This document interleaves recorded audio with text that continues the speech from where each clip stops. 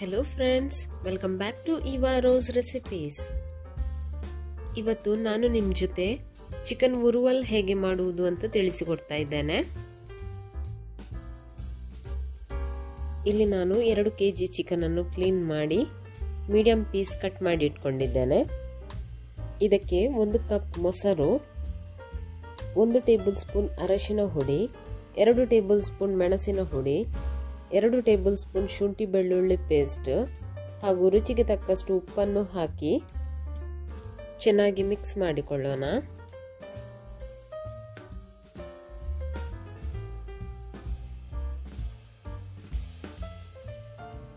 Chicken ಈಗ ಚೆನ್ನಾಗಿ ಮಸಾಲೆ ಜೊತೆ ಮಿಕ್ಸ್ ಆಗಿದೆ.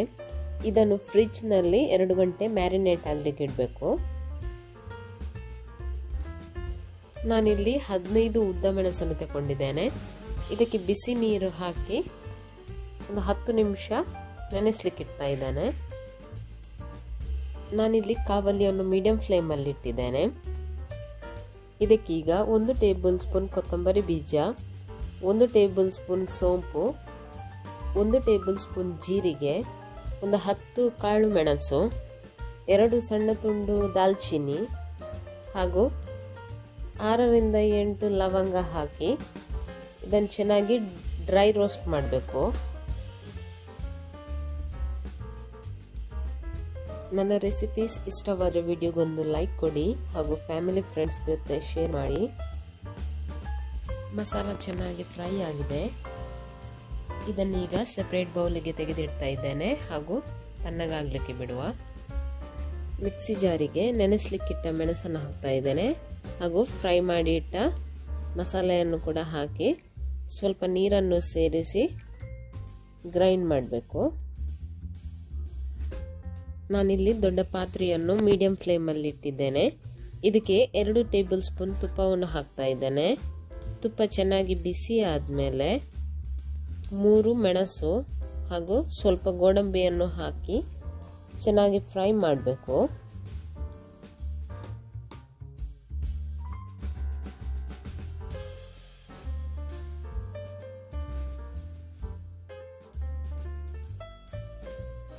ಗೋಡಂಬಿ ಚೆನ್ನಾಗಿ ಫ್ರೈ ಆಗಿದೆ. ಇದಕ್ಕೆ 4 ದೊಡ್ಡ ಈರುಳ್ಳಿಯನ್ನು ಸ್ಲೈಸ್ ಕಟ್ ಮಾಡಿ ಹಾಕ್ತಾ ಇದ್ದೇನೆ.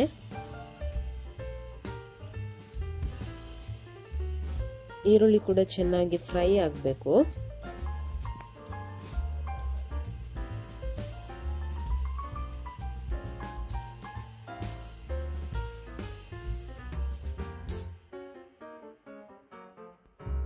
ಈರುಳ್ಳಿ ಚೆನ್ನಾಗಿ ಫ್ರೈ ಆಗಿದೆ. ಇದಕ್ಕೆ 3 ದೊಡ್ಡ ಟೊಮೆಟೊವನ್ನು ಸಣ್ಣ ಸಣ್ಣ ಕಟ್ ಮಾಡಿ ಹಾಕ್ತಾ ಇದ್ದೇನೆ.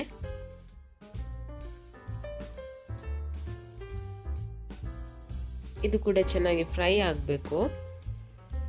ಟೊಮೆಟೊ ಸ್ಮೂತ್ ಆಗಬೇಕು, ಅಷ್ಟರವರೆಗೆ ನಾವು ಇದನ್ನು ಫ್ರೈ ಮಾಡಬೇಕು.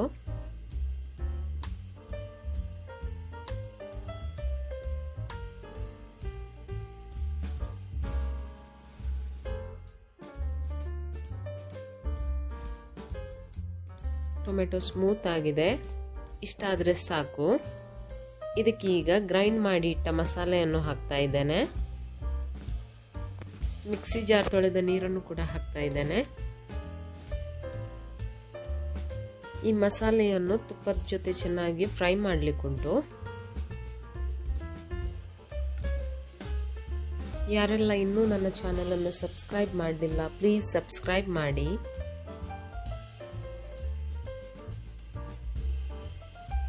ನೋಡಬಹುದು ನೀವು ಮಸಾಲೆ ಚೆನ್ನಾಗಿ ಫ್ರೈ ಆಗಿದೆ. ಇದಕ್ಕೀಗ ಮ್ಯಾರಿನೇಟ್ ಮಾಡಿ ಇಟ್ಟ ಚಿಕನ್ ಅನ್ನು ಹಾಕ್ತಾ ಇದ್ದೇನೆ. ಒಮ್ಮೆ ಚೆನ್ನಾಗಿ ಮಿಕ್ಸ್ ಮಾಡಿಕೊಳ್ಳೋಣ. ಚಿಕನ್ ಮಸಾಲ ಜೊತೆ ಚೆನ್ನಾಗಿ ಮಿಕ್ಸ್ ಆಗಬೇಕು.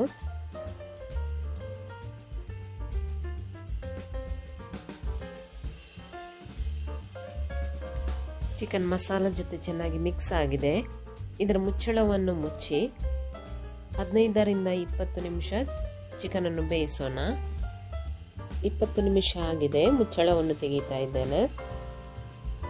ಚಿಕನ್ ಅನ್ನು ಒಮ್ಮೆ ಚೆನ್ನಾಗಿ ಮಿಕ್ಸ್ ಮಾಡಿಕೊಳ್ತಾ ಇದ್ದೇನೆ.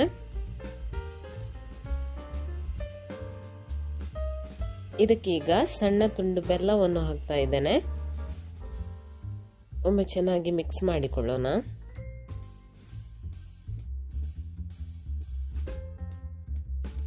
ಗ್ಯಾಸನ್ನು ಹೈ ಫ್ಲೇಮಲ್ಲಿ ಇಡ್ತಾ ಇದ್ದೇನೆ. ಮಸಾಲ ಡ್ರೈ ಆಗುವವರೆಗೆ ನಾವು ಇದನ್ನು ಬೇಯಿಸಬೇಕು.